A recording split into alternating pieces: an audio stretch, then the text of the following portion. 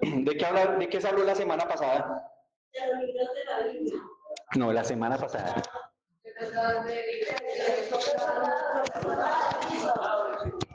¿Soldados de Cristo? ¿Dónde están los soldados de Cristo? No, miren esto. Pastora, se les olvidó la palabra. ¿Dónde están los soldados de Cristo?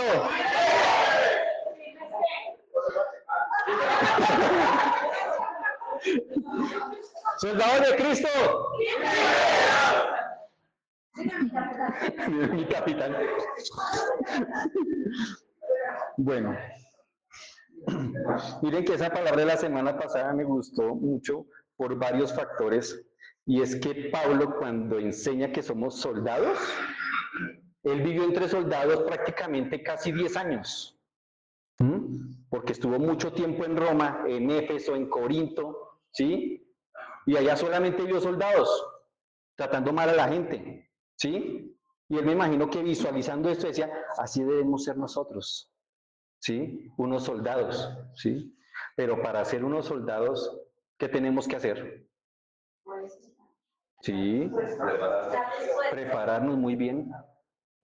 Nosotros debemos entrenar para ser soldados.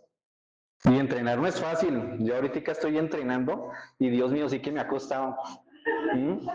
Pero entrenando físicamente, por salud, y es fuerte, ¿sí? Porque hay días en que uno no, el cuerpo no da, y lo mismo es con la palabra. Podemos leer la palabra un día, pero al siguiente día nos va a costar, ¿sí? ¿O no les ha pasado? A mí me ha pasado, leo la palabra y no la entiendo. Digo, ¿qué fue lo que leí? ¿Pero qué? Uno lo hace, ¿por qué? Por cumplirle a Dios, ¿sí? Como por un requisito, ¿sí? Que la Biblia dice que tenemos que leer la Biblia. Pero ¿qué es importante en este libro? Leerlo, pero leerlo tan despacio que yo me pueda alimentar de esas palabras, ¿sí? Jesús dijo, yo soy el pan de vida. Esto es el pan de vida. Por eso es que Jesús lo dice, ¿sí?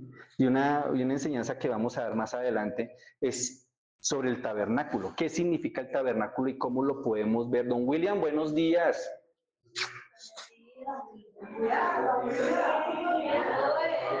Le quito todas las fallas. Me alegra verlo acá. Yo no sé, a todo el mundo nos alegra verlo acá. ¿Qué sucede entonces acá? Se me fue. Entonces vamos a dar una enseñanza sobre el tabernáculo y cómo se asemeja a nuestro Señor Jesús. Amén. Hace 15 días, ¿de qué hablamos? ¿Sí se acuerdan? Los libros de la Biblia. ¿De qué hablan los libros de la Biblia a grosso modo? Sí. ¿Y a quién se asemejan todos los libros de la Biblia? ¿A quién? A Jesucristo. ¿Por qué? Porque Jesús es el centro. ¿Nosotros a qué venimos los sábados? Aquí a Shabbat. Alabar. ¿A quién alabamos? Al Padre Todopoderoso. Él desea que lo adoremos en espíritu y en verdad, dice la palabra. Pero también venimos a aprender. Esto, en la antigüedad, ¿dónde se reunían? En sinagogas, ¿sí o no? Lo hemos leído en la palabra. ¿Sí? Sigan, buenos días. Nadie se dio cuenta que llegaron, tranquilos. Sigan, por favor, bienvenidos. Entonces, ¿qué podemos ver acá? Jesús nos enseña algo muy importante, ¿sí?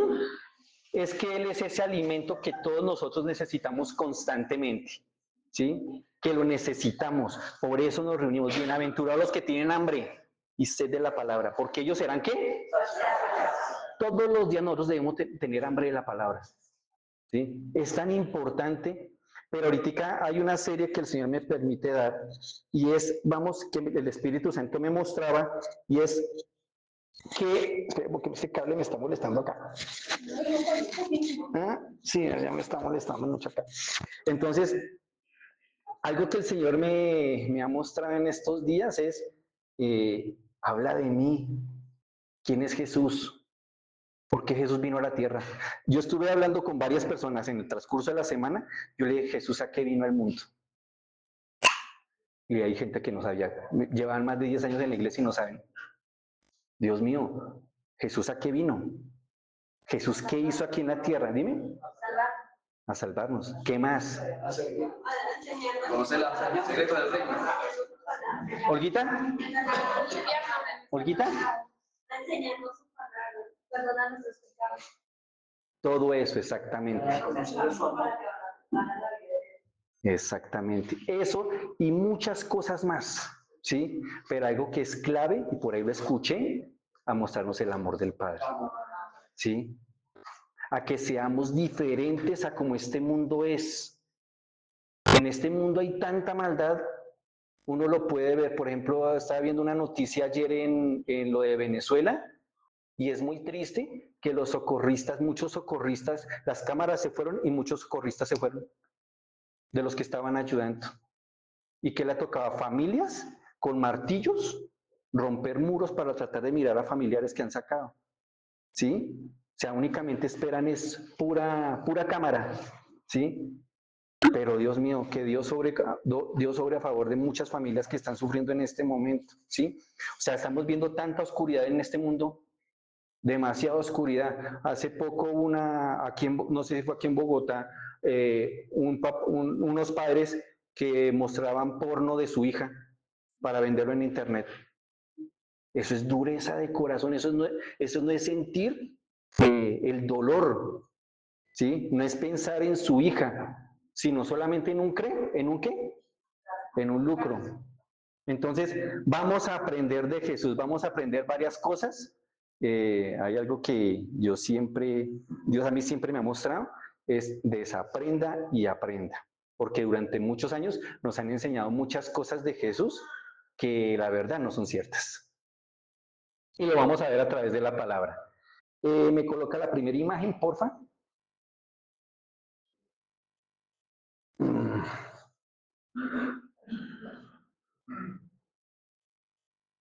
¿Conocen a este hombre a este hombre? ¿Quién es? Primer ministro de Israel.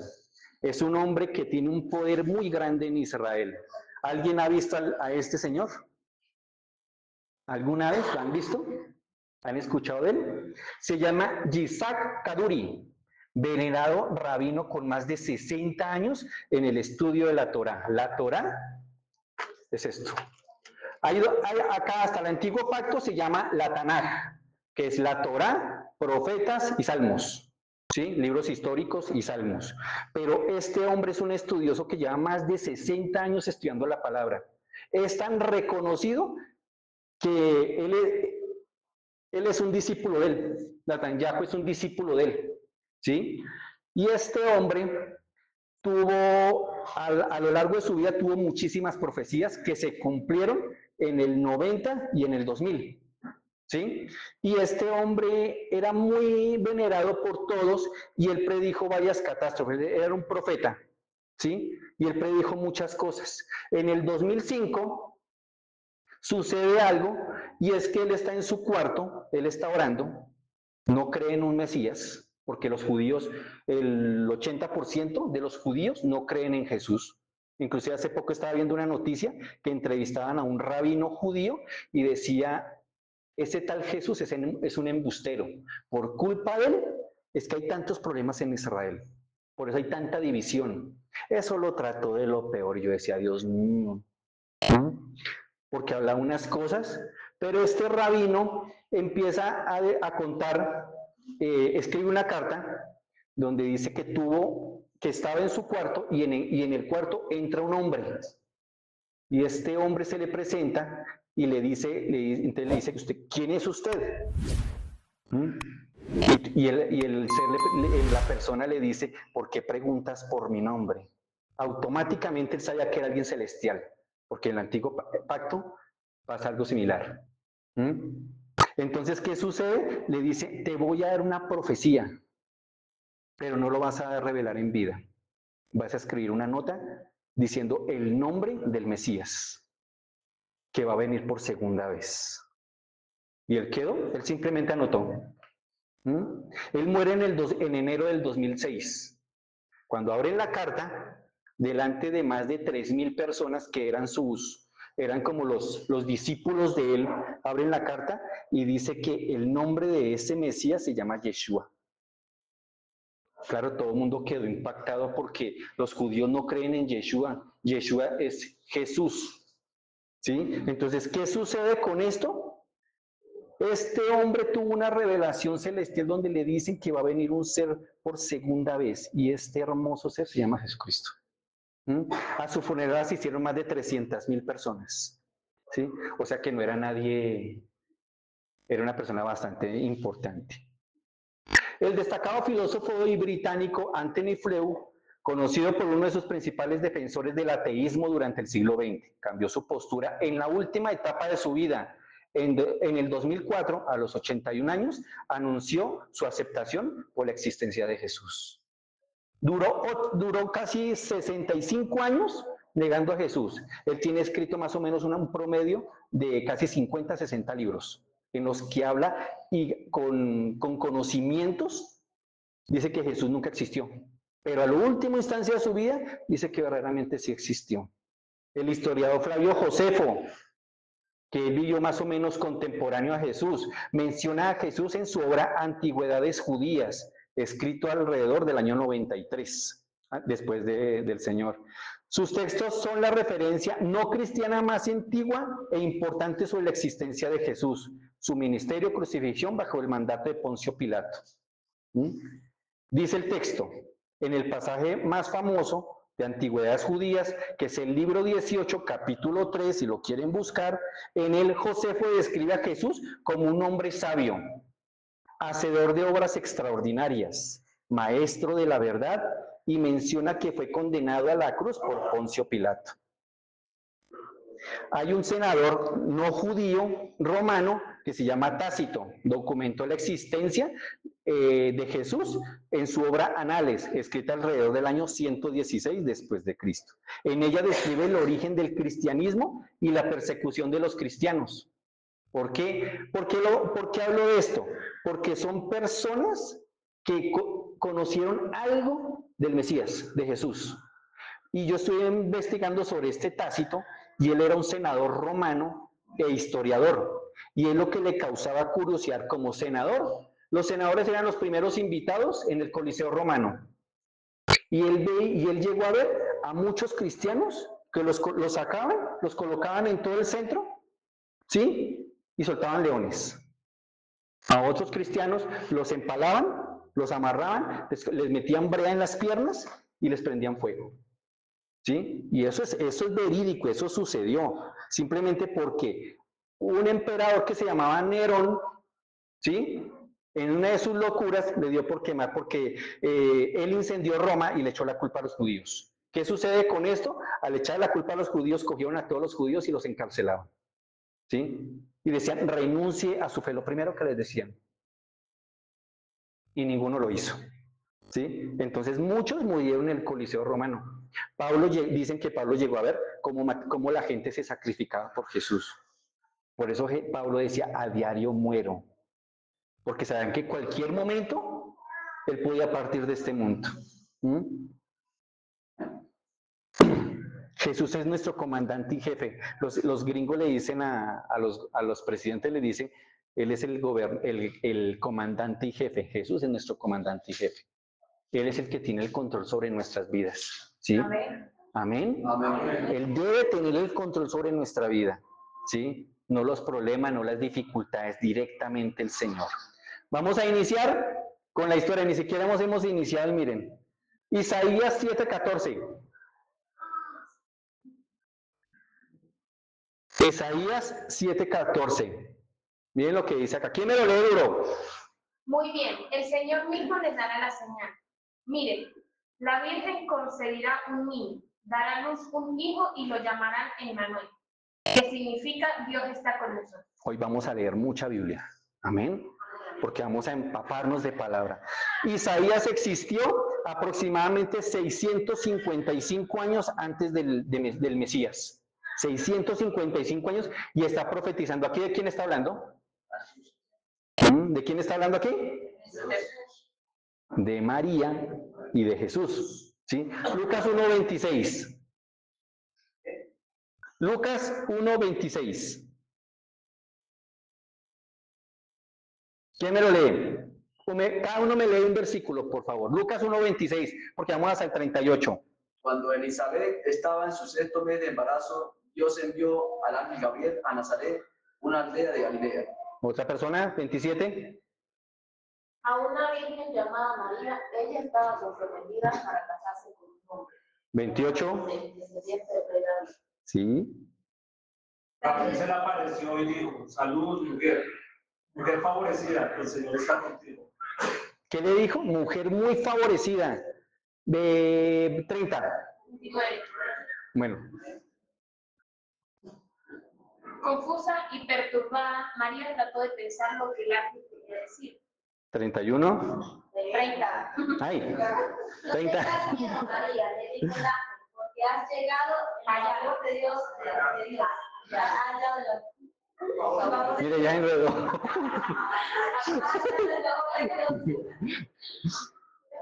Yo quiero escuchar una hermosa voz, la de Alicia, que tiene una vista. Sí. El 31.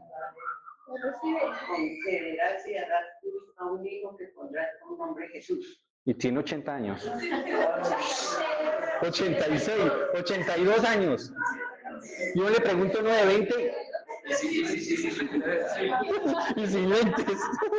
33, 32. Él será muy grande y lo llamarán Hijo del Altísimo. El Señor Dios le dará el trono de su antepasado David. 33. Y reinará sobre Israel para siempre, su reino no tendrá. Poderosa esa palabra. 34. Pero ¿cómo podrá suceder esto? Le preguntó María al ángel, soy virgen. 35. El ángel le contestó: el Espíritu Santo vendrá sobre ti, el poder del Altísimo te cubrirá con su sombra. Por lo tanto, el bebé que nacerá será santo y será llamado Hijo de Dios. 38. 36. Ah, es para saber si están conectados. Además, su pareja Elizabeth quedó embarazada en su vejez. Antes la gente decía que ella era estéril, pero ha concebido un hijo y ya está en su sexto mes de embarazo. 37. Pues la palabra de Dios nunca dejará de cumplirse. 38. María respondió: soy la sierva del Señor, que se cumpla todo lo que has dicho acerca de mí. Y el ángel la dejó. Ahora vamos a ver otra parte. ¿Cómo ve Jesús? ¿Cómo ve Lucas a Jesús? ¿O cómo lo reconoce? Como hombre. ¿Sí? ¿Y cómo lo reconoce Mateo? Como rey. Como rey. ¿Qué pasa con ese discipulado? Mateo 1:18. A ver, ¿quién me lo lee duro? Este es el relato de cómo nació Jesús, el Mesías. Su madre María estaba comprometida para casarse con José, pero antes de que la boda se realizara, mientras todavía era virgen, fue embarazada mediante el poder del Espíritu Santo. 19.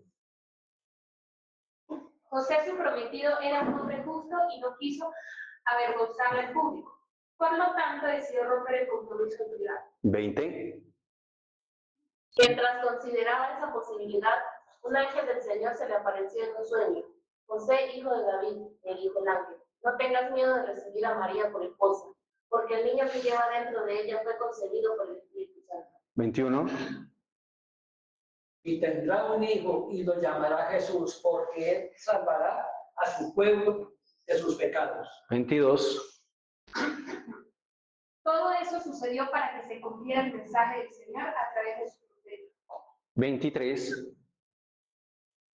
Mire, la Virgen concebirá un niño, dará a luz un hijo, y lo llamará Emmanuel, que significa Dios está con nosotros.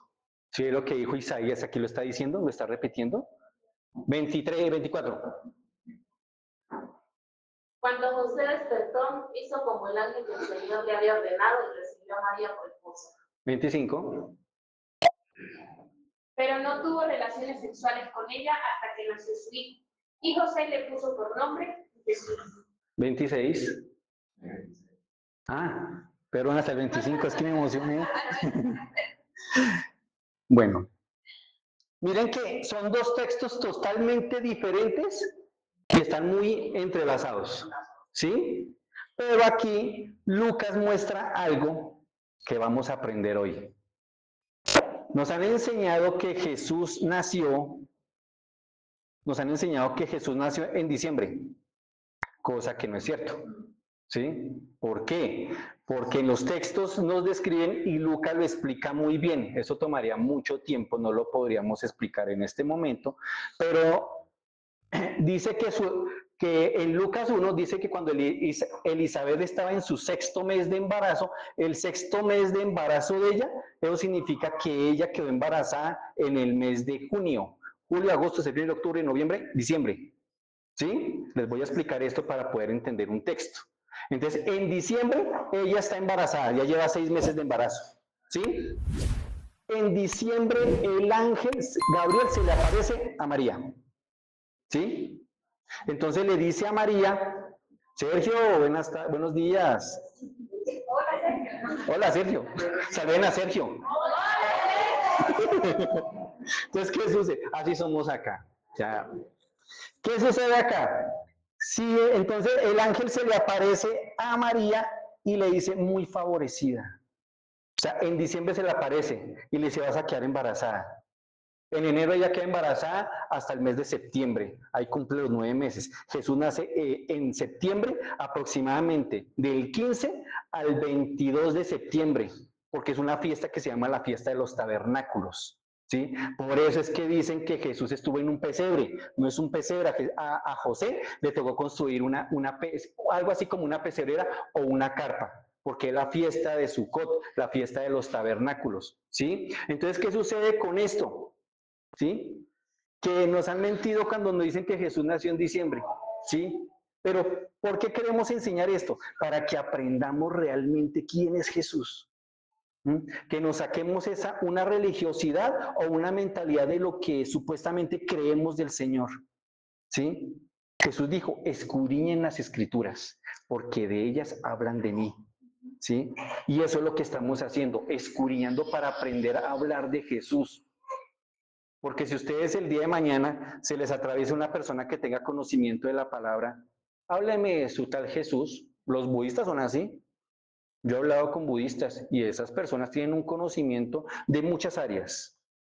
Pero algo que ellos dicen, ¿cómo así que uno puede morir y resucitar? Eso no, uno reencarna y uno hace una cantidad de cosas, ¿sí? Pero entonces es aprender y tener ese conocimiento. Pero ¿saben qué es lo bonito?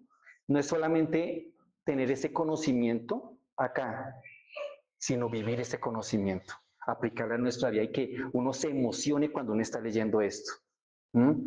Uno lee los evangelios y uno dice, Señor, tú hiciste unas cosas tan maravillosas. ¿Sabe qué día Jesús hizo la mayor cantidad de milagros? El Shabbat. ¿Por qué? Y varias personas me han preguntado, ¿por qué el sábado? ¿Por qué se reúnen el sábado? ¿O por qué ustedes hacen las actividades los sábados? Porque es el día de servicio. El Padre cuando hizo la creación que hizo, todo el mundo dice, y el 7º día Dios descansó. Pero no descansó. Él estuvo mirando la obra que había hecho para entregarla a cada uno de nosotros. Él se quedó mirando esa obra y vivió a Adán cómo la cuidaba y la trabajaba. Después le crea el Señor. ¿Cuál fue al último ser que Dios creó? Eva. Qué bendición las mujeres. ¿Quién pecó? Ay, Adán, ya le echaron la culpa a Adán.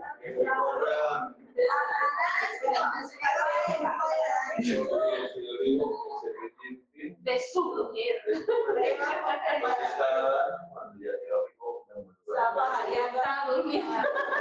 No, señora, bíblicamente no, mentiras. Él estaba colocándole el nombre a los animales.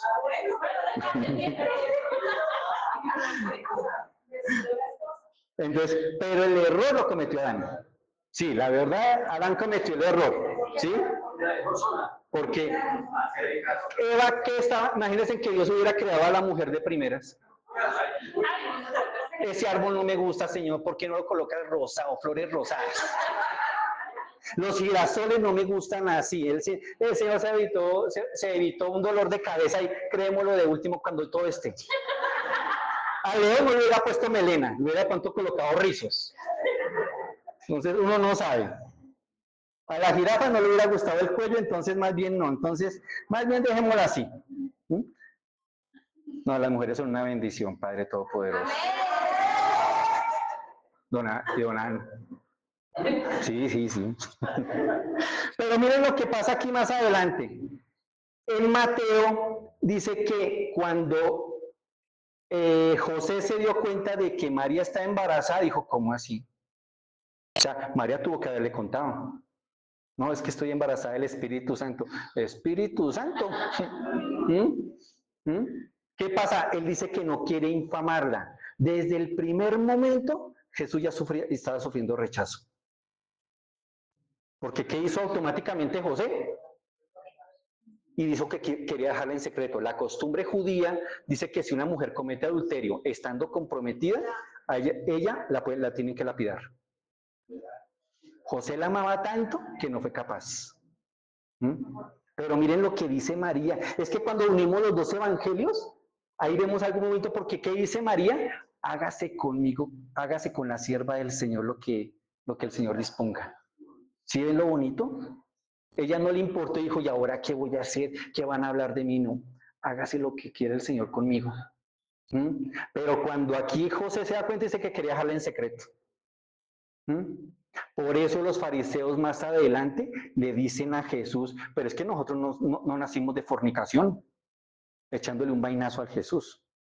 Porque cuando le dicen eso, él está cerca donde Jesús vivía, que era en Nazaret. ¿Sí? Entonces, ¿qué podemos ver aquí? Desde el primer momento, Jesús ya empieza a vivir el rechazo, de estando en el vientre. ¿Mm? ¿Cuántos de nosotros hemos sufrido rechazo durante muchos años? Gente que ha dicho cosas negativas en contra de nosotros. ¿Mm? Miren, todo lo que Jesús vivió, nosotros también lo estamos viviendo. Muchas circunstancias que lo vamos a ver a través de la palabra. Por eso es que Mateo lo ve como rey. ¿Sí?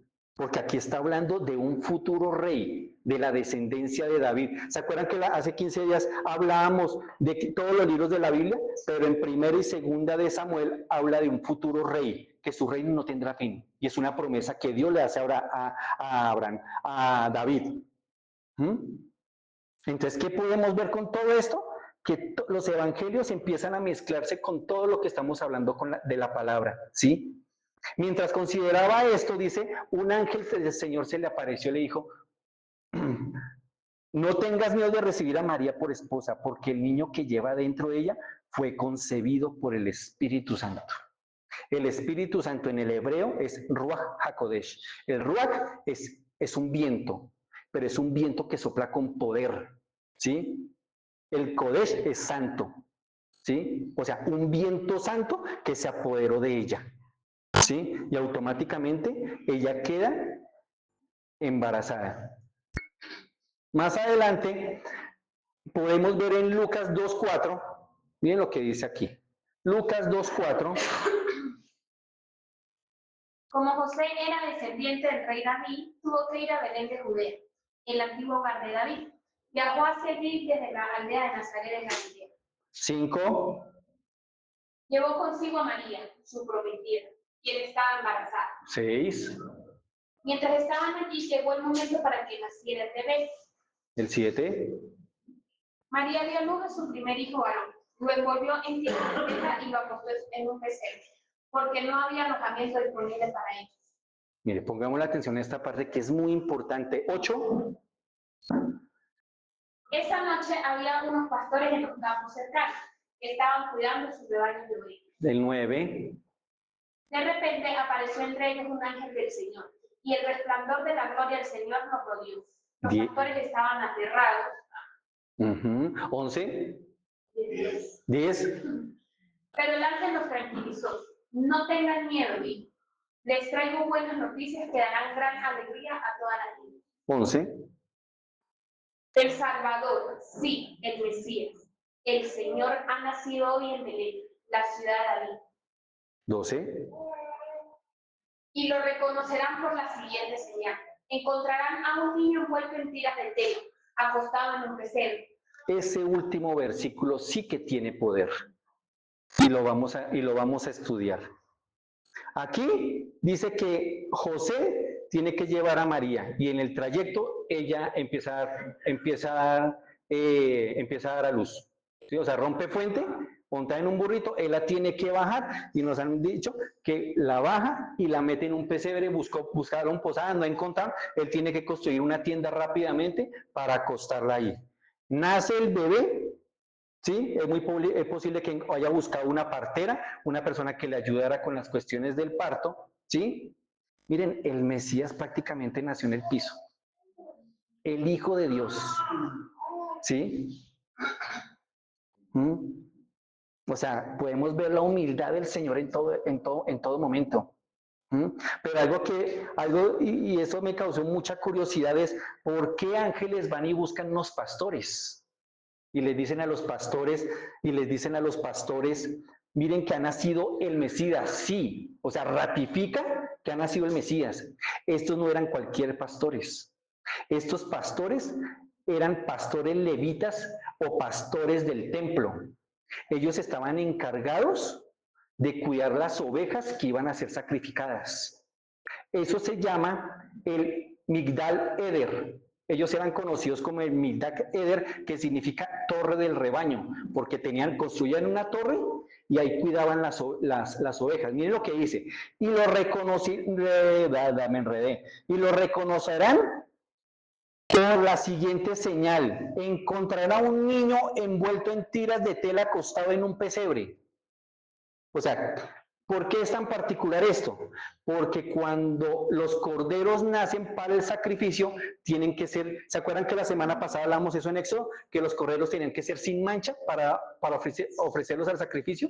O sea, acostaban el animalito, la ternera, la acostaban en el piso o la oveja, y cuando iban a hacer, tendían una tela y apenas la criatura, el becerro nacía, o el corderito nacía, automáticamente lo envolvían en pañales para que el cuerpo no se rayara, ni se manchara, ¿sí? Y por eso aquí están diciendo que Jesús está envuelto en pañales, ¿sí?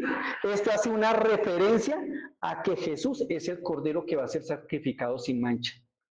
Cuando estos pastores se dan cuenta, dice, ese va a ser un cordero. ¿Sí me entienden? Por eso hace esta referencia a esto. Miren, nosotros, cada uno de los que estamos aquí, estamos escogidos con un propósito de parte de Dios. Salmo 138:8, yo lo tengo muy guardado porque el Señor lo ha hecho y lo está haciendo con cada uno de ustedes. ¿Sí? ¿Qué es Salmo 138:8? Dios cumplirá su propósito en mí. Y declaremos esa palabra, porque el Señor va a cumplir ese propósito en cada uno de nosotros. Amén. Ya estaba anunciado que Él sería el Cordero del sacrificio. Vamos a ir a Mateo 2:1 al 6. Mateo 2:1 al 6. ¿Qué dice? Jesús nació en Belén de Judea durante el reinado de Herodes. Por ese tiempo, algunos sabios de países del oriente llegaron a Jerusalén y preguntaron: 2. ¿Dónde está el rey de los judíos que acaba de nacer? Vimos su estrella mientras salía y hemos venido a adorarlo. 3. Cuando el rey Herodes oyó eso, se preocupó profundamente, igual que todos en Jerusalén. 4. Cuando ha llamado a los principales sacerdotes y maestros de la ley religiosa y les preguntó: ¿dónde se supone que nacerá el Mesías? 5. En Belén de Judea, le dijeron, porque eso es lo que escribió el profeta. Y tú, oh Belén, en la tierra de Judá, no eres la menor entre las ciudades reinantes de Judá, porque de ti saldrá un gobernante que será el pastor del pueblo de Israel. Miqueas fue un profeta del antiguo pacto y él escribe del futuro Mesías que vendría a gobernar aproximadamente 480 años antes de Jesús. Pero miren qué sucede acá. Vienen unos, no son los Reyes Magos, no es Baltasar, ¿cómo es? Melchor, Baltasar y Melgar. Bueno, no son los reyes, no son reyes magos, no son ni reyes ni son magos. Ellos son astrólogos, astrónomos, ¿sí? Ellos, ¿qué sucede? Ellos ven una estrella, ¿sí? Esa estrella, ¿alguien conoce los astros que nos han hablado sobre el horóscopo, el zodíaco? Uno es la Virgen y hay otro que es Leo, que es un león, ¿sí? Esos astros sí existen en el firmamento, pero en el hebreo, la Virgen, o sea, Virgo, es la Virgen, en hebreo es Betulá, ¿sí? Entonces está, Betulá está acá, y aquí está otra estrella que es Leo, ¿sí? Que en hebreo es Melech. ¿Qué sucede? Estos astros se conjugan, escogen el tiempo propicio, porque eso está en una profecía del libro de Daniel, que lo hablamos hace 15 días, que Daniel habló sobre unas profecías sobre el futuro Mesías, y dice que dentro de 480 años llegará el futuro Mesías. Esos astros se conjugan y permanecen ahí. Esas luminarias, al quedar ahí, ellos al ver esto, ellos dijeron, acá hay una señal de un Mesías, que lo vamos a ver a través de la palabra, ¿sí? Pero ¿qué sucede acá? Llegan estas personas, se le aparecen delante del rey y le dice, ¿dónde está el rey de los judíos que ha nacido? Si Herodes está gobernando, a un hijo lo mató Herodes y el otro lo tiene lejos, en una provincia lejana. Entonces Herodes se queda como que, ¿cómo así? Ellos automáticamente, lo podemos ver en los evangelios, ahí aparece que estos sabios de Oriente empiezan a mirar, oiga, como que no es hijo de él. Entonces, bueno, que tenga buen día, Dios lo bendiga. Entonces, ¿qué hizo Herodes? Mandó investigar, venga, ¿cuál es el tal rey de los judíos que van a hacer? ¿Cuál es la profecía? Sabe que hay una profecía, porque ellos la conocen. Y los intérpretes de las profecías le dicen, sí, hay una profecía de que van a ser un Mesías. Entonces, ¿qué hace Herodes? Dice aquí, en el versículo 5, en Belén de Judá le dijeron, porque eso es lo que escribió el profeta. La palabra Belén significa casa de pan. Vamos a ir a Daniel 1:17. ¿Qué dice ahí? A estos 4 jóvenes Dios les dio aptitud excepcional para comprender todos los aspectos de la literatura y la sabiduría. Y a Daniel Dios le dio la capacidad especial de interpretar el significado de visiones y sueños. Versículo 20. Cada vez que el rey los consultaba sobre cualquier asunto que exigiera sabiduría y juicio equilibrado, los encontraba 10 veces más capaces que todos los magos y brujos de su reino. Daniel existió antes, 475 años antes de Jesús. Y él empieza a tener unas visiones sobre el futuro Mesías. Pero algo que aquí dice es que él tenía un conocimiento en algo que es la astronomía. Astrología es muy diferente a astronomía. La astrología es una ciencia basada en la interpretación de la posición de los astros para intentar predecir el futuro y la personalidad humana. Ejemplo, el zodiaco. ¿Cuántos leen aquí el zodiaco diariamente? No, nadie. Ya digo que me levante la mano y Dios mío. Pero la astronomía es una ciencia, por aquí se ríen, ay Dios santísimo. La astronomía. Hoy vas a conseguir novio, Leo, hoy vas a conseguir novio, Sagitario, hoy vas a conseguir novio. Eso es así. La astronomía es una ciencia natural que utiliza las matemáticas y la física para estudiar el universo y los cuerpos celestes. ¿Sí ven la diferencia? O sea, Daniel empezó a hacer estudios, ¿sí? Porque él tuvo una profecía donde habla de un futuro Mesías. Al conjugar esto, él empieza a enseñarles a los sabios en Oriente, porque Daniel estaba en Babilonia. Entonces, estos sabios vienen a Jerusalén con un estudio que Daniel y un tesoro que Daniel ha guardado durante 480 años, ¿sí? ¿Y cuál fue el tesoro? Incienso, mirra y oro, ¿sí? Lo podemos ver a través de la palabra. Entonces vamos a ir a Mateo 9:11.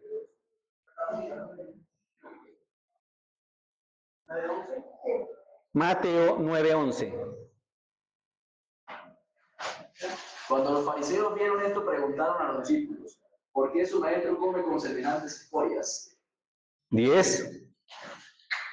¿Ah? Más tarde, Mateo invitó a Jesús y a sus discípulos a una cena en su casa junto con muchos cobradores de impuestos y otros pecadores de malas famas. Que el Todopoderoso los bendiga en gran bendición y los lleve bajo la cobertura de ángeles en el nombre poderoso de Yeshua nuestro Señor. Listo, 11. Cuando los fariseos vieron esto, preguntaron a los discípulos, ¿por qué su maestro come con semejantes escorias? No, espera un momentico. Es que primero de los se Mateo 2:9. No. Mateo 2:9. Qué pena. Hubo un pequeño cruce aquí, es que despidiendo las veces. Bueno, ahí sí, listo. 2:9, listo. Después de esa reunión, los sabios siguieron su camino y las estrellas que habían visto en el oriente los guió hasta Belén. Iba delante de ellos y se detuvo sobre el lugar donde estaba el niño. 10. Cuando vieron las estrellas, se llenaron de alegría. 11. Entraron en la casa y vieron al niño con su madre María, y se inclinaron y lo adoraron. Luego abrieron sus cofres de tesoro y le dieron regalos de oro, incienso y mirra. Muy bien. ¿Qué podemos ver acá? Herodes que está investigando el origen de este futuro Mesías, ¿sí? Él tiene dudas porque sabe que su reino está corriendo peligro, porque saben que en cualquier momento lo pueden matar, matan a toda descendencia para que el futuro rey empiece a gobernar. ¿Qué hacen estos magos? Se van por otro lado, buscando al Mesías, a ver dónde ha nacido el Mesías. En los pesebres siempre nos han mostrado María, José, el bebé, el burrito que los acompaña siempre, en las ovejitas, y ahí llegan los Reyes Magos. La yegua, ¿sí? El buey ahora, el león, la jirafa, el rizón, ahora me olvidó, el gallito.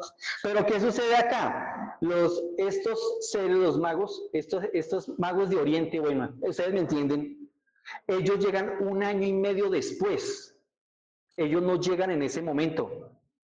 Ellos el viaje les dura un año y medio. ¿Por qué? Porque primero tienen que averiguar, oiga, esa estrella qué significa. Empiezan a leer los manuscritos de Daniel, porque Daniel dejó todo por escrito, ¿sí? Y dice, van a ser un Mesías. Esa estrella nos está avisando por los astros que se conjugaron.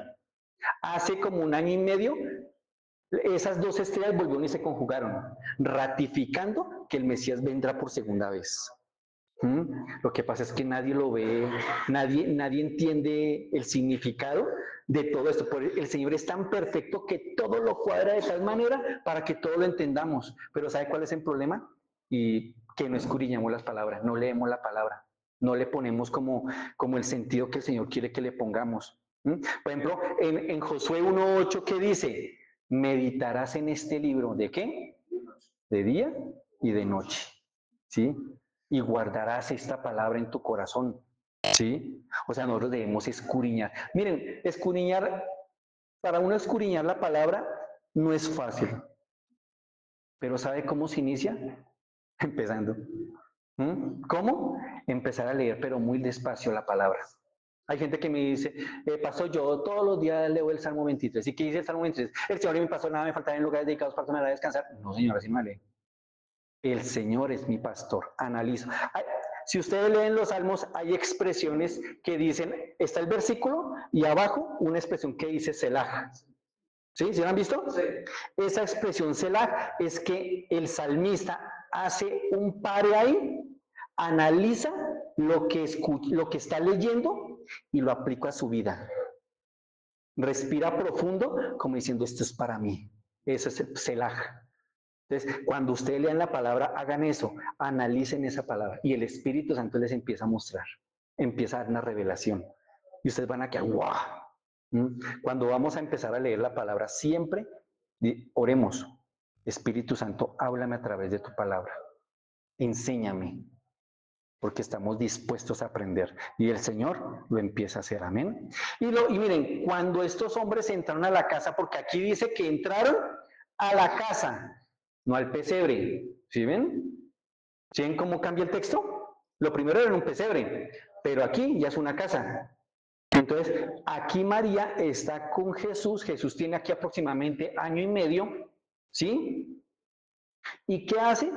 Hace que estos hombres entren y le dan incienso, mirra y oro. ¿Mm? El incienso es una fragancia aromática, ¿sí? La Biblia dice en Apocalipsis que nuestras oraciones suben a Dios como una fragancia de olor grato, ¿sí? O sea que Jesús era olor grato delante de Dios. Oro está simbolizado como perfecto, la perfección de Dios. Jesús era perfecto en todo, ¿sí? Y la mirra, eso es prácticamente como son como unas hojas, ¿sí? Eso lo muelen.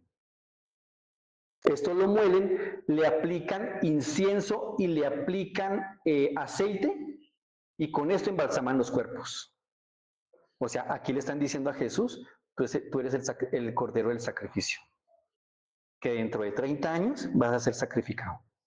¿Mm? O sea, aquí miren, el Señor siempre, miren, mis hermanos, si estamos pasando por dificultades, el Señor nunca llega tarde, siempre llega en el momento oportuno. ¿Mm? ¿Saben cuál es el problema nuestro? Que a veces nos angustiamos, nos preocupamos. ¿Mm? Porque aquí María y José no eran pudientes, no tenían modos, ¿sí? Ellos dependían del Señor. Pero aquí podemos ver que Jesús es una provisión absoluta. El Señor es una provisión para cada uno de nosotros. Nunca nos va a faltar nada. Porque Dios siempre llega. El Señor es nuestra provisión. Nunca nos va a abandonar. Amén. Amén. Versículo Mateo 2:16. Ahí mismo, pero el 16. ¿Qué dice ahí? Cuando Herodes se dio cuenta de que los sabios se habían burlado de él, se puso furioso. Entonces, basado en lo que dijeron los sabios sobre la primera aparición de la estrella, Herodes envió soldados para matar a todos los niños que vivieran en él y en sus alrededores y que tuvieran 2 años más o menos. ¿Sí ven lo que sucede aquí? Herodes empieza a buscar niños que tengan 2 años de edad o menos, porque ya ha transcurrido bastante tiempo. ¿Sí ven? ¿Sí ven que cuando empezamos a analizar las escrituras, poco a poco nos empezamos a dar cuenta de muchas cositas, por pequeñas que sean, pero que son un tesoro muy grande? ¿Sí? O sea, Herodes no estaba bravo, él estaba preocupado, porque su reino corría peligro. Hay 3 Herodes, este es Herodes el grande. ¿Mm?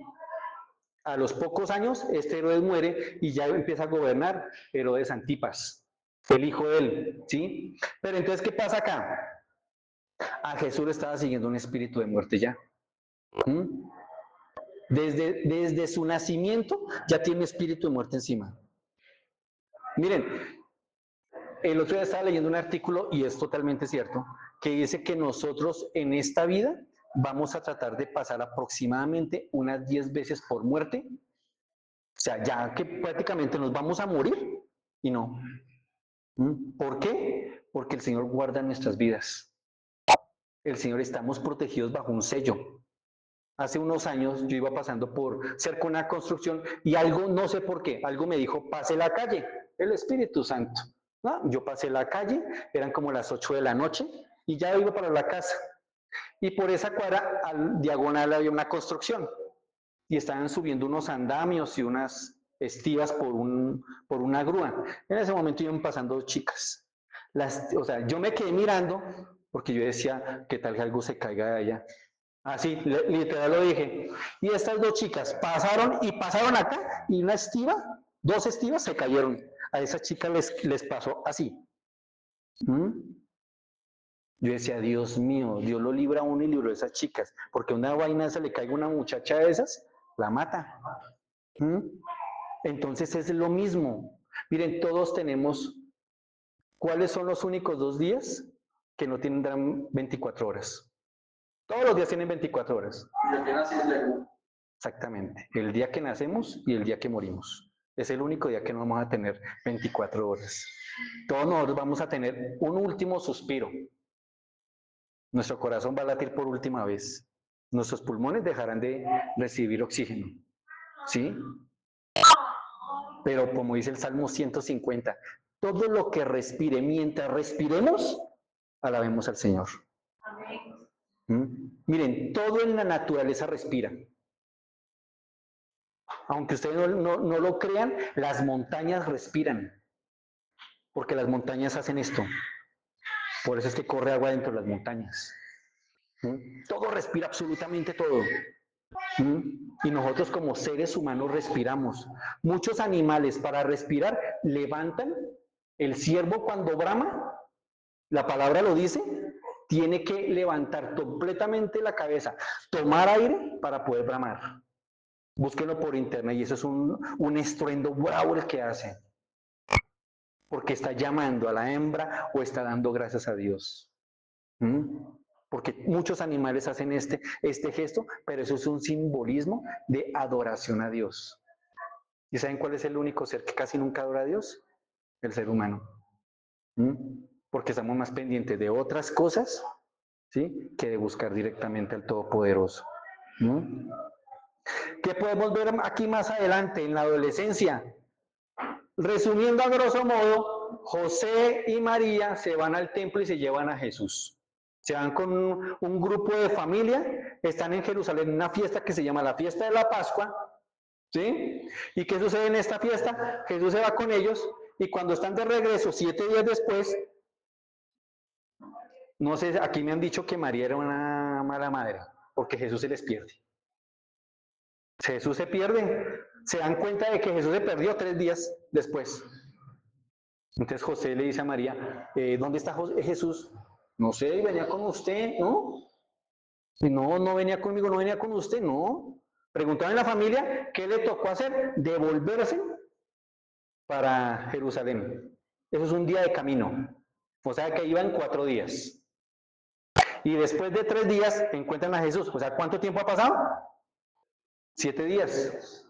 ¿Sí? ¿Cómo vemos esto? Imagínense en esa angustia.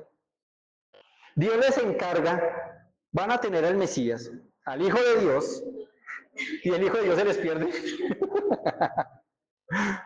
¿Cómo estaría José? ¿Cómo estaría María? Cuando María ve a Jesús y dice, ¿por qué me haces esto?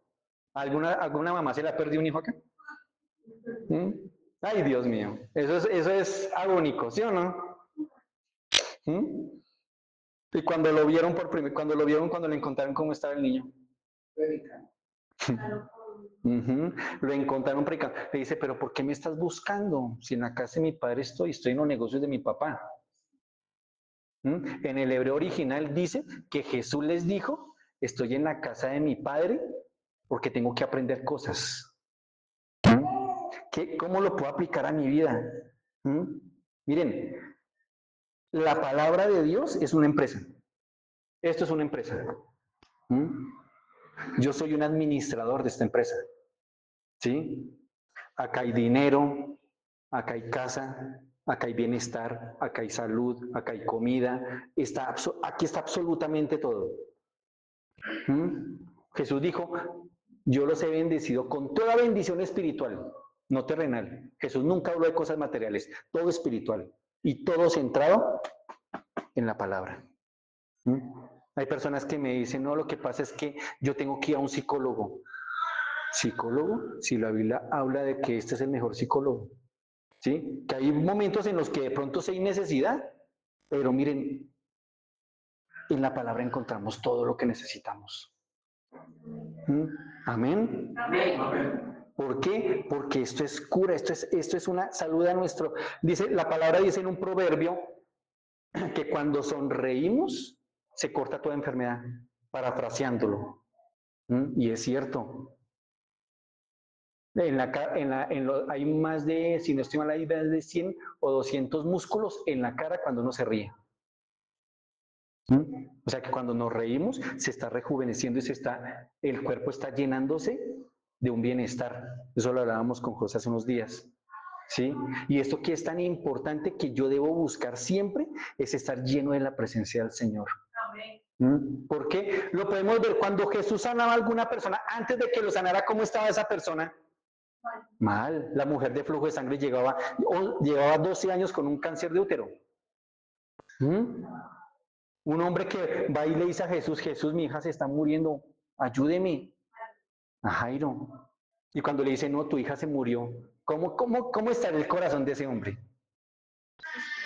Cuando Jesús vio a una viuda totalmente desamparada, las viudas en Israel eran desamparadas. Una viuda, ¿qué podía hacer en esa época? Cuando perdía el marido, esa mujer se la acababa del mundo, porque puede hacer dos cosas, prostituirse o mendigar. Y muchas cogían la prostitución porque no había más, y más si tenían hijos pequeños. Y va esta viuda y se le muere el hijo, y Jesús se le conmovió el corazón. ¿Y qué hizo? Lo levantó de los muertos. Un hombre que llevaba 38 años ciego y le dio la vista. ¿Cómo creen que estaban esas personas? En angustia, con miedo, desilusionados, nadie me va a ayudar, pero llega el Señor y les transforma su vida. Miren, nosotros podemos transformar el mundo de una persona. Cada uno, ¿sabe por qué? Porque Jesús dijo, ustedes son luz, nosotros somos luz. Pero a veces, ¿saben cuál es el problema? Que nos quedamos callados. Y necesitamos llevar ese mensaje de salvación. De una vez le dije a una chica, alguien me dijo, vaya y evangelice a esa niña. Pues yo la evangelicé y me senté con él y le dije, oye, ¿puedo hablar un momento contigo? Lo único que le dije, Jesús te ama, ¿tú lo sabías? Y me miró así como aterrada y se puso a llorar. Y lloré, y yo miraba para todo lado y todo el mundo me estaba mirando como diciéndole, este infeliz le dijo algo que le hizo daño, que no sé qué. Y me tocó llamar a una hermanita, venga, ore con ella, porque esa chica no paraba de llorar. Y después le dijo a la chica, yo necesitaba escuchar eso. Miren, en este mundo hay odio, resentimiento, rencor, pero Jesús dijo, yo vengo a dar vida y vida abundante. Miren, lo que de gracia hemos recibido, de eso también tenemos que dar. Porque el Señor a todos aquí nos ha restaurado. Yo lo digo porque el Señor aquí me ha restaurado. Yo era grosero, de un temperamento revolado. Ahí me decían, buenos días, y yo, ¿qué tiene de buenos? Ahora sí. Así, todo bravo, ya no digo otras palabras porque me regaña la pastora. Pero ¿qué sucede con esto? Dios hace cambios y transforma. Que estamos todos en un proceso, estamos en un proceso. ¿Saben cuándo se va a terminar este proceso? Cuando estemos arriba. Ahí es cuando, ahí va a haber la graduación. Pero mientras tanto, aquí estamos en primaria, parvulitos, primaria, bachillerato, universidad, posgrado. Y grado y especializaciones, todo. Pero mientras tanto, seguimos aquí. El que persevera hasta el fin, dijo Jesús, este será salvo. Más adelante, si Dios lo permite, vamos a hablar de sectas para poder entender lo que Jesús quiso enseñar sobre lo que es el amor. ¿Sí? Porque la religión no salva. El único que salva es el Señor Jesús. Nadie más. Amén. Amén. Vamos a ir a Lucas 3:8. Perdón, Lucas 3:3. Lucas 3:3. ¿Qué dice ahí? Entonces Juan fue de un lugar a otro, por un lado del río Jordán, predicando que la gente debía ser bautizada para demostrar que se había arrepentido de sus pecados y vuelto a Dios para ser perdonado. El versículo 8. Demuestren con su forma de vivir que se han arrepentido de sus pecados y han vuelto a Dios. No se digan simplemente el uno al otro, estamos a salvo porque somos descendientes de Abraham. Eso no significa nada, porque les digo que Dios puede crear como Abraham en las mismas piedras. Miren, aquí Jesús ya ha crecido. Aquí ya tiene aproximadamente 29 años. Los evangelios están escritos en un lapso de tiempo muy corto, ¿sí? Pero han pasado aquí. Jesús, cuando se le pierde a sus padres, ¿cuántos años tenía? 12 años, ¿sí? Pero aquí cuando Jesús se aparece, cuando Jesús viene aquí y Juan está hablando, Juan es un mensajero. Está llevando el mensaje, es el último profeta del antiguo pacto. ¿Por qué es un antiguo? Porque está prometiendo que va a venir un Mesías. Cuando ve a Jesús, él dice, he aquí el Cordero de Dios que quita el pecado. Miren, nosotros somos mensajeros. ¿Mm? ¿Qué hace un mensajero? Lleva el mensaje. Lleva un paquete, entrega el mensaje. Si no entrega el mensaje, ¿qué pasa? No hay mensaje, sí, literal.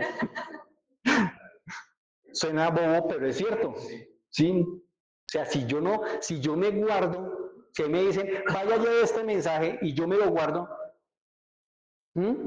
Por eso Jesús dijo, vayan y hablen, hagan discípulos. Miren, quien hace discípulos no es el pastor. Somos todos nosotros. Todos aquí somos discípulos. ¿Y qué es un discípulo? Venga, lo invito a una iglesia donde hablamos del amor de Dios. Aquí no le cobran el tinto, no le cobran el pan, eso es gratis. Es gratis, en serio. Pero ¿qué sucede? Pero ¿qué sucede? Cuando nosotros invitamos una... Miren, acá hay dos personas que son importantes en la iglesia. ¿El primero cuál es? El Espíritu Santo, porque es el que se mueve. Y el segundo, el nuevo. ¿Por qué? Porque son las personas que vienen por primera vez, ellos vienen así.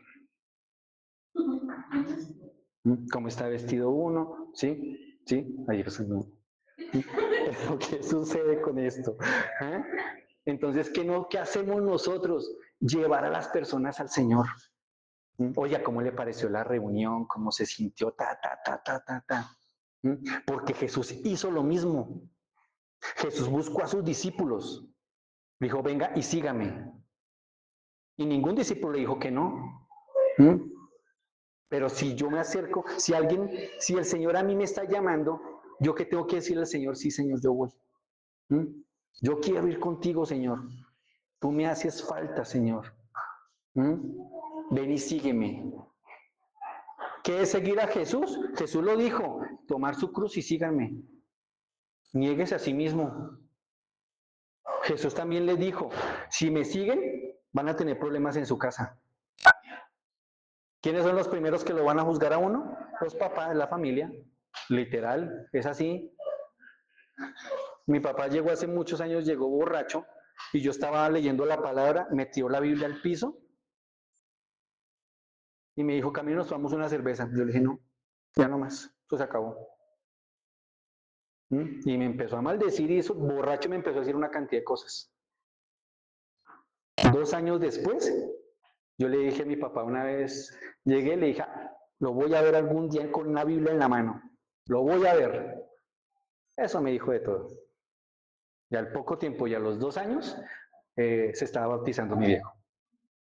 Y yo lloré ese día y nos abrazamos. Pero sí, pero tenemos que estar orando por la familia. Porque a veces las cosas no van a ser fáciles. Amén. Amén. Pero aquí dicen, demuestren con su forma de vivir frutos dignos de arrepentimiento. ¿Cuáles son esos frutos dignos de arrepentimiento? Cuando yo tengo una mentalidad, mi mentalidad cambia. Miren, cuando estoy con el Señor, cuando Jesús está en mi vida, mi forma de actuar, mi forma de hablar, todo cambia. Que hay momentos de prueba, de lucha, mire, es normal. Jesús dijo, en este mundo tendrán aflicción, pero tranquilos, yo ya vencí el mundo. Él ya venció tiempo pasado. Pero ahí uno dice, Señor, ¿hasta cuándo? Mira esta lucha, esta dificultad, prueba tras prueba, tras prueba, tras prueba. Pero dice que, me gusta la canción que dice, alaba. Estás pasando por momentos difíciles, alaba. Miren, cuando uno está pasando por momentos de prueba duro, alabe. En lo personal yo lo aprendí cuando mi papá casi se muere de un derrame cerebral. Y yo en la clínica un 23 de diciembre, tirado en el piso, y no diciéndole a Dios por qué, sino diciéndole al Señor, gracias. Gracias por esto tan duro. Y es duro, o sea, miren, todos aquí tenemos nuestras luchas y dificultades. Nadie las conoce, solamente su merced y el Padre Todopoderoso. Pero Él está viendo ese sufrir de cada uno. Esas luchas, esas dificultades, el Señor las está viendo. Y en muchos de acá, y miren, lo siento en el corazón, muchos de los que están en este lugar han estado sentados diciéndole al Señor por qué, y el Señor lo tiene al lado. Y papá está escuchando todo lo que ustedes sienten en su corazón. ¿Saben cuál es la mejor oración que uno puede hacer, mi hermano y mi hermana? ¿Mm? No. Guarde silencio.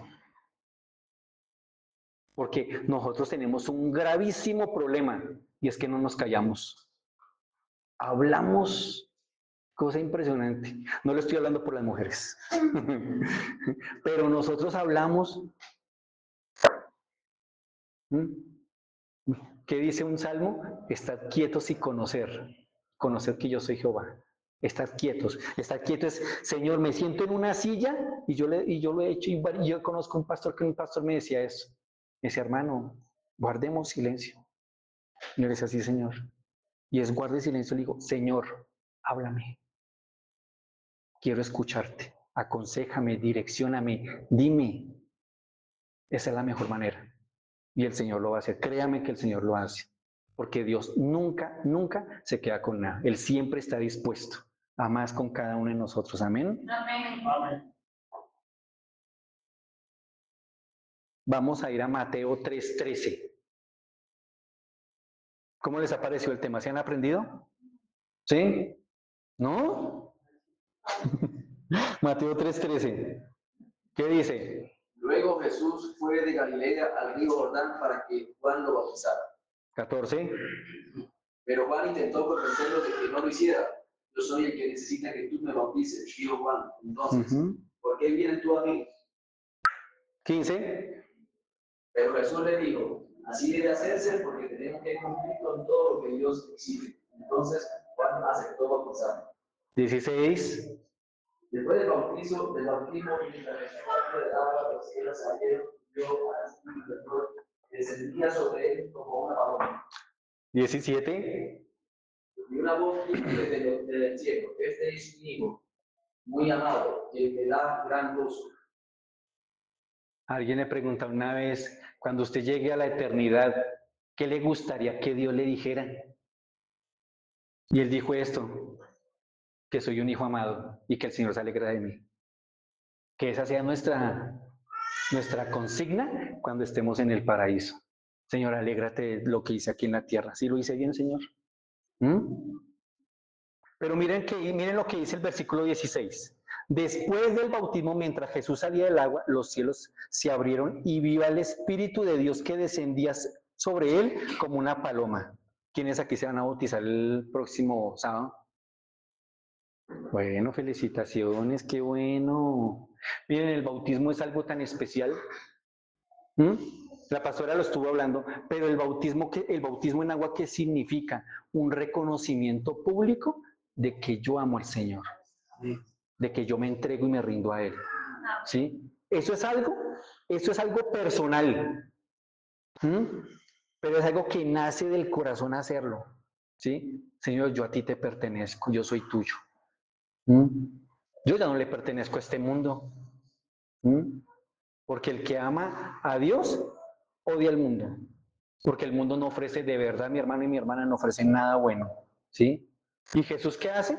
Viene Juan y le dice, Señor, pero yo necesito ser bautizado por ti. Ah, haga lo que tenga que hacer. Y Juan era tan reconocido y todo el mundo lo admiraba. Cuando ve a Jesús le dice, no, tú eres el Mesías, Señor. ¿Y qué hace Juan más adelante? Le dice, yo tengo que menguar para que Jesús crezca. Después Juan lo meten a la cárcel y lo matan y el ministerio de Jesús empieza a levantarse mucho más. Miren, cada uno de los que están acá, de los que se fueron para esta fundación, todos tenemos un ministerio. El primer ministerio en nuestra casa. Pero todos tenemos un ministerio. Todos estamos llamados al servicio a la obra de Dios. ¿De quién depende que este ministerio empiece a crecer? De cada uno de nosotros. ¿Sí? Que de pronto muchos dicen, no me siento capacitado en el momento. A veces saben que es lo más importante lanzarse. Me acuerdo la primera vez que yo estaba en un grupo de oración y me dijeron, Enrique, vaya, lo esperamos a las 5 de la mañana para orar. Listo. Eran todos los días a las 5 de la mañana. Y yo llegaba Cuando estaba orando ahí en la parte de atrás, yo estaba así, cuando el pastor me dice, venga, y yo, Señor, ore. Yo, y habían como unas 100 personas. Y con micrófono jamás en mi vida había orado. ¿Mm? Yo no aquí pone una persona, le digo a cualquier persona, si no los coge como distraídos, venga, ¿me ayudas una cosa? Sí, claro, pastor, ¿qué necesita? Ore. No, pastor, no me haga eso. ¿Saben qué pasa? Eso significa que no están orando, ¿m? O que tienen una autoestima muy baja.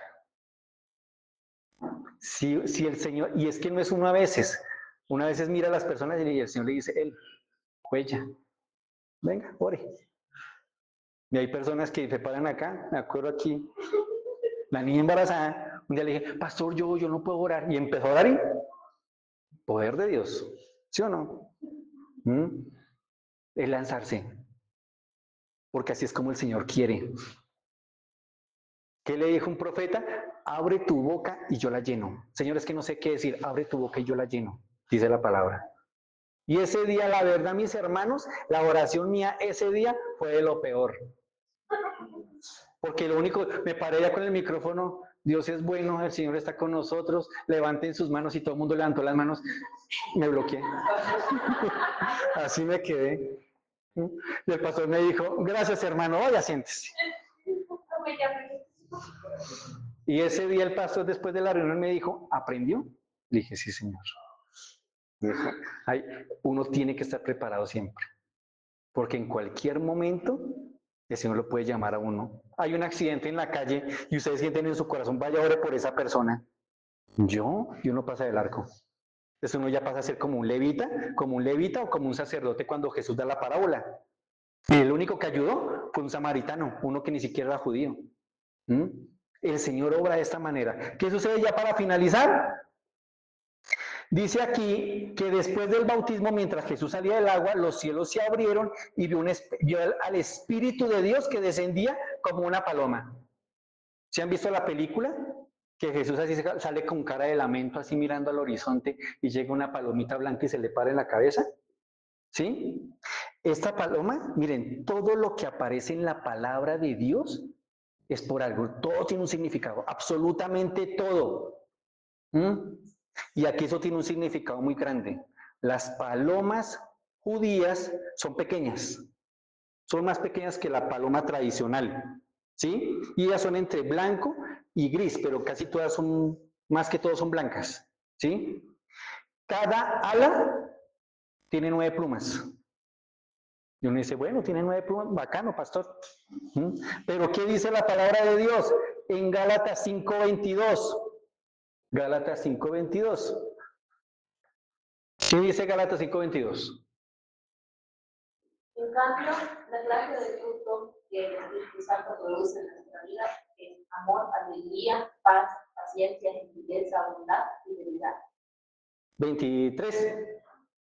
humildad y control propio. ¿Cuántos son? Existen leyes como 9. 9. ¿Mm? Primera de Corintios 12:7. 12:7. ¿Sí? Primera de Corintios 12:7. Leyéndolo así, parafraseándolo, son los dones que da el Espíritu Santo. Don de sabiduría, don de palabra de conocimiento, don de fe, dones de sanidades, don de hacer milagros, don de profecía, don de discernimiento de espíritus, don de lenguas y don de interpretación de lenguas. ¿Cuántos son? 9. O sea que cuando esta paloma se posa sobre Jesús, desciende todo el poder de Dios sobre Jesús. Ahí es cuando Jesús empieza. Miren, cuando nosotros nos bautizamos, automáticamente también viene el Espíritu Santo sobre nosotros y nos imparte los dones. No, pero pastor, yo no siento ningún don. ¿Lo está ejercitando? Hace poco una hermana me decía, pastor, es que yo amo leer la palabra, yo quiero estudiarla. Yo le decía, listo, hermana, ¿dónde el don de la enseñanza? De interpretación de la escritura. Lo tiene ella, pero ¿qué tiene? Empezar a ejercitarlo. Entonces, pastor, ¿y qué versículo usted me recomienda? Génesis 1:1, empiece por ahí. En el principio creó Dios los cielos y la tierra. Pastor, pero ¿y eso qué tiene que ver? Ush, Es prácticamente el libro de Génesis, ese solo versículo. Pero ¿qué sucede? Miren, todos acá tenemos un don que nos gusta. Don de sabiduría, don de palabra de conocimiento. El don de fe es muy diferente a tener fe. El don de fe es creer cosas imposibles. ¿Cuántos han subido aquí a Monserrate? Todos. En algún momento de nuestras vidas. ¿Alguno de ustedes se ha parado en toda la escalera, la primera escalera cuando uno va a subir a Monserrate y uno dice, hasta allá yo voy a llegar? Hasta la iglesia, ¿sí o no? Pero como lo dijo Jesús, párate enfrente y dile a esta montaña, muévase. Eso es don de fe. Yo una vez lo hice y me dio risa. Sí, porque uno, bueno, montaña, quite de ahí que voy a pasar. Y uno le da risa porque uno dice, eso es imposible. Pero el don de fe es creer en cosas que no son lógicas. Y algo que yo le admiro mucho es a la pastora eso. Ella tiene un don de fe impresionante. Donde pone el ojo, pone la bala, por decirlo así. Y eso es un don, ¿sí? Porque uno tiene fe, pero el tener el don de fe, esto es algo grande. Dones de sanidades. No dice don de sanidad, es dones de sanidades, porque científicamente está comprobado que hay 39 enfermedades. De esas 39 enfermedades se ramifican miles de enfermedades. ¿Sí? Entonces, que ustedes toquen a una persona y esta persona se sane. Dicen que el don que todos tenemos y que poco usamos es el don de sanidad, el don de sanidades. Pero hay que ponerlo en práctica. Don de hacer milagros, don de profecía. Este es delicadísimo. Porque mucha gente, desgraciadamente, lo usan para manipular, para tener un control sobre las personas. Y eso está mal. En la iglesia nadie tiene por qué imponer manos. Nadie les puede tocar a usted la frente. Nadie, absolutamente nadie. Aquí no lo hacemos. Porque eso es muy delicado. Llegan a la iglesia, pastor, le ponen la cabeza para que la... Señor Jesús. Sí. Don de lenguas. El don de lenguas, eso es algo que da el Espíritu Santo. Pastor, ¿cómo hago para que se me enrede la lengua? ¿Cómo así? Si así me han dicho. Es que yo quiero hablar como ustedes hablan en lenguas, que la lengua se le trae y yo empiezo a hacer la. Y a mí me dio fue risa. Dije, no, esto es algo que fluye, que lo da el Espíritu Santo, pero no es cuando usted quiere, es cuando el Espíritu Santo, el cual está en usted, vea esa capacidad que usted sí quiere. Don de interpretación de lenguas. Este va muy pegado con el don de lenguas. Yo a veces el Señor a veces me muestra la interpretación de lenguas. ¿Qué estoy diciendo cuando estoy orando en lenguas? Si alguien no lo entiende, yo después les explico esta parte. Eso es un don que da el Espíritu Santo, que es una comunicación entre Dios y yo. Sergio, Dios te bendiga, papá. El Espíritu Santo da los dones a quien Él quiere, como Él quiere. Busca personas que quieran servir en la obra. Los dones son únicamente para el servicio en la obra, no para manipular a la iglesia. Y desgraciadamente esto lo vemos mucho. Si ustedes van a una iglesia, y lo he repetido muchas veces y lo sigo repitiendo, si en la iglesia solamente hablan si ustedes van a una iglesia y hablan de ofrenda, o que tiene que pactar, salgan de ahí, porque no es bíblico. Y en la palabra lo dice. Haga un pacto con Dios. Jesús ya hizo el único pacto.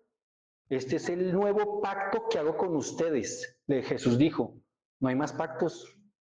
Y Jesús dijo, ustedes ya son bendecidos con toda bendición. El problema es que desgraciadamente en muchas iglesias tergiversan la palabra para acomodar.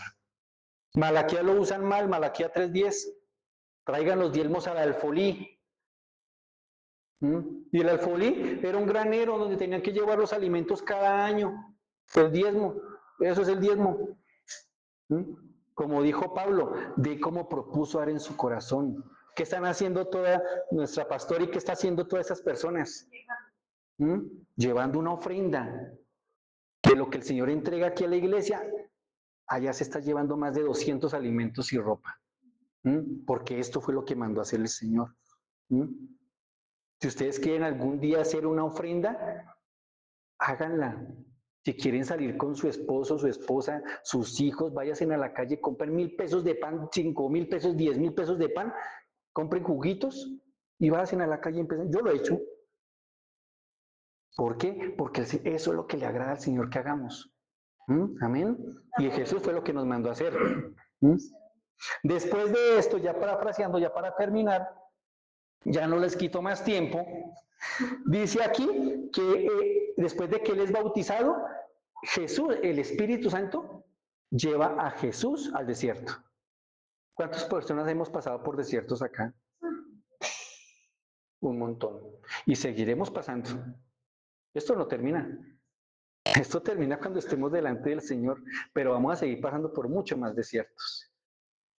Personas que amamos se van a ir y van a partir. Muchas situaciones van a pasar. ¿Sí? Pero que esto, miren, la Biblia dice que las malas noticias no me asusten, dice la palabra, parafraseándolo. No me asusten, no me preocupen. No me acuerdo la cita exacta, pero así lo dice. Entonces, ¿qué significa esto? Jesús dice que ¿cuánto tiempo estuvo en el desierto? 40 días. ¿Qué significa el número 40? El número 40 es el número de prueba. Por eso les digo, todo lo que aparece en la palabra tiene un significado. El número 40 significa prueba, preparación, purificación, transformación. Los que hemos pasado por desiertos, cuando uno sale del desierto uno siente que está como renovado en fe, como que el Señor, gracias Señor porque me sacaste de esta. Y los que están pasando por un desierto, hermano, con toda. Porque Dios da el sustento ahí. Pero ¿saben qué persona va a estar con nosotros acompañándonos ahí? ¿Quién? Dios. No. ¿También? También, pero ¿quién más? ¿El diablo? El diablo va a estar ahí, obvio. Es que como él es nuestra persona, entonces pasó por la Hay un libro que se llama El arte de la guerra de Sun Tzu, escrito hace más de 4.200 años. Y en ese libro, un texto que me encantó de este libro dice, estudia a tu enemigo, porque él todos los días te está estudiando. Y a mí me encantó esa frase. Y uno dice, no, es que yo no le pongo atención al diablo. Le digo, él sí, él esto lo está mirando 24 años, esperando a ver a qué momento se lo lleva a este mundo. ¿O en qué momento lo hace pecar? Hay pastores que han caído en drogas, en alcoholismo, simplemente porque un día dejaron de orar. Venga, y si me tomo una cerveza, no pasa nada. Y mire, perdió. ¿Cómo lo podemos ver? En el diluvio llovió durante 40 días. El éxodo, cuando se colocaron rebeldes, 40 años en el desierto.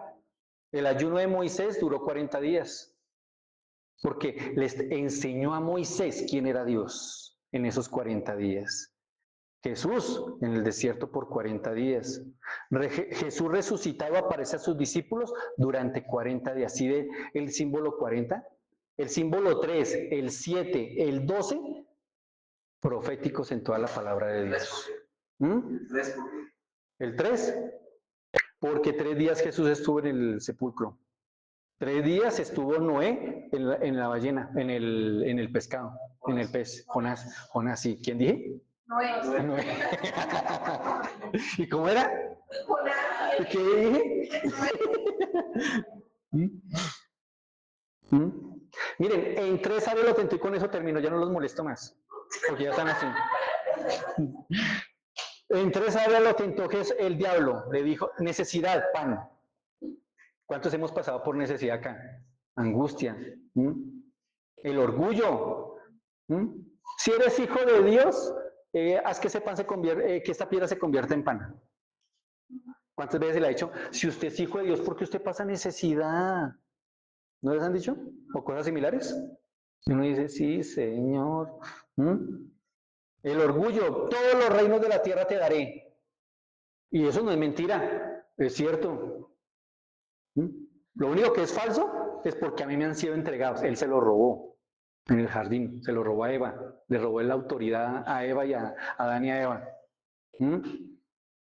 Porque todos los reinos te daré, se los llevó a un lugar muy alto y le mostró todos los reinos de la tierra.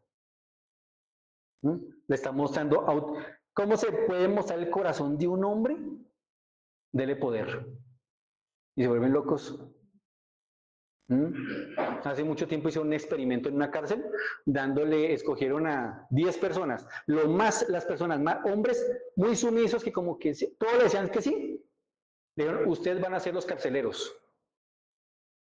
Y los hombres así como más rudos, le dijeron, ustedes van a ser los prisioneros. Pasados 2 días, esos hombres que eran todos sumisos, como tenían poder y tenían autoridad, empezaron a tratarlos mal y a golpearlos. Y los otros se llenaron de ira. 15 días después, se voltearon los papeles. ¿Y qué cree que hicieron todos los prisioneros, ya siendo jefes? El poder corrompe. De una vez conocí varias personas y uno de verdad, yo les digo al Señor cuando me dicen, pastor, le cuento que el Señor ya me bendijo con un trabajo. No se aparte los caminos de Dios, más comprometido con Dios. Porque ¿qué sucede? La bendición lo sacó de la iglesia. Y ante todo yo siempre les he dicho a todos mis hermanos y también como cuestión propia, primero el Señor. Ante cualquier trabajo, cualquier cosa. Por ejemplo, el día que más uno gana trabajando son los sábados. Pero yo le digo, Señor, el sábado es el Shabbat, día del Señor, lo guardamos. Y el Señor se encarga. Dios provee. Y lo tercero, la confianza. Échate abajo y mandará a tus ángeles que te protejan. Si eres hijo de Dios, dudar, el diablo quiere que nosotros dudemos. El diablo quiere que nosotros, primero que todo, que sintamos necesidad. Dios no está conmigo, Dios me abandonó, si soy hijo de Dios, ¿por qué paso por esto? Autoridad y poder que me llene de orgullo, autosuficiencia, egocéntrico, todo eso, eso es lo que busca el enemigo. Y lo último, dudar de Dios. Que yo crea el Señor no me puede ayudar. Yo estaré contigo hasta el final de los tiempos, dijo el Señor Todopoderoso. Cuando yo creo eso, Dios declara bendición absoluta en todo. ¿Y qué hizo Jesús? Les declaró palabra. Deuteronomio 6:16 dice, no pondrás a prueba al Señor. ¿Qué estamos declarando cuando pasamos por una dificultad? No, pero este mundo, es que a mí me pasa de todo. Miren, Jesús le pasó por muchas circunstancias. A Jesús le tocó trabajar con el papá. Y el papá no trabajaba con madera, porque la madera era muy escasa. El papá era orfebre. Trabajaba con piedra y trabajaba también con joyas, ¿sí? Y escasamente con madera para hacer algunos artículos de madera. Pero Jesús aprendió el oficio del papá. A mí y a muchos varones acá nos ha tocado aprender el oficio del papá, y a mujeres también. Y a Jesús le tocó y trabajó. Entonces, por eso es cuando Jesús está crucificado y María, siendo viuda, le dice a Juan, hijo, he aquí a tu madre. Madre, he aquí a tu hijo. O sea, se le encargó a Juan, cuídemela, vele por ella. Entonces, sí ve que el Señor todo lo hace en un complemento. Y el Señor lo mismo que está haciendo con cada uno de nosotros. Un complemento para que estemos unidos al Señor. Nunca nos soltemos del Señor. Peguémonos a Él. Dependamos de Él. Por más difícil que sea la lucha. Si ustedes quieren que oremos, escríbanle a la pastora, me escriben a mí, vamos a hacer un ayuno, arrancamos el día lunes, el ayuno para el encuentro, ¿sí? Entonces lo iniciamos aproximadamente 6 de la mañana, o las personas que quieren desde el momento que quieran iniciarlo, y hasta el momento que quieran terminar el ayuno. Si quieren terminar a las 12 del día, 5 de la tarde, o quieren seguir derecho los 7 días, háganle. Pero no mentiras, hagan el ayuno conscientemente, sí, porque de 7 días, pastor, no aparece. Entonces, hagamos el ayuno. ¿Quiénes van a ir al encuentro? Bueno, qué bendición, y los demás no van a ir. Bueno, pero ¿qué? Yo quiero que en este encuentro nos metamos con Dios. ¿Qué es un encuentro? Es relación personal con el Señor. Yo he ido a todos los encuentros y en cada encuentro yo me levanto a las... En los encuentros yo no duermo, no sé, no me coge el sueño, yo no sé por qué. ¿Será por algunos hermanos que empiezan con la locomotora? Dios mío, ¿pero qué? Me meto a orar. Yo me salgo al patio y me pongo a orar. Y son tiempos de relación bonito con el Señor. ¿Mm? Porque es eso, metámonos con el Señor constantemente, aprendamos lo que el Señor quiere darnos. Y así no vayamos al encuentro, metámonos en una relación personal con Jesús, para que Jesús haga algo especial en los corazones.